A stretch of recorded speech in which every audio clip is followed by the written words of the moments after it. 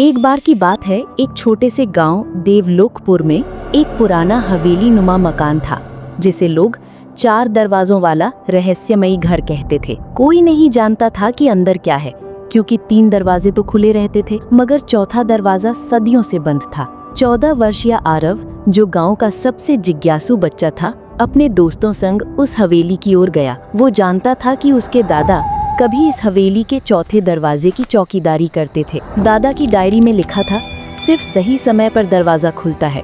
लेकिन वो सही समय क्या है?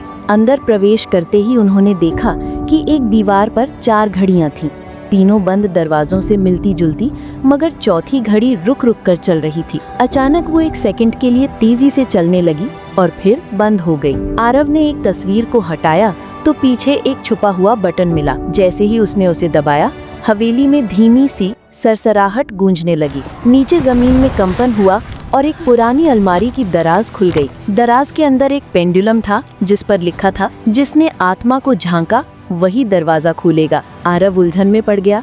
तभी उसके दोस्त ने कहा कि शायद ये आईना है। पास ही एक टूटा फूटा आईना रखा था। जैसे ही आरव ने खुद को उस आईने में देखा, उसकी आंखों में चमक आई और चौथे दरवाजे के पास लगे ताले में खुद ब खुद हलचल होने लगी। दरवाजा धीरे धीरे खड़खड़ाने लगा। चौथा दरवाजा अचानक पूरी तरह से खुल गया और उसके अंदर अंधेरा था।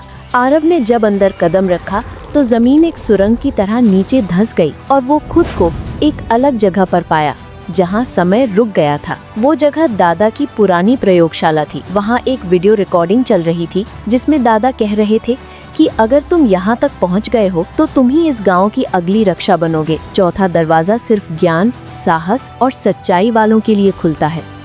अगली कहानी के लिए सब्सक्राइब करें।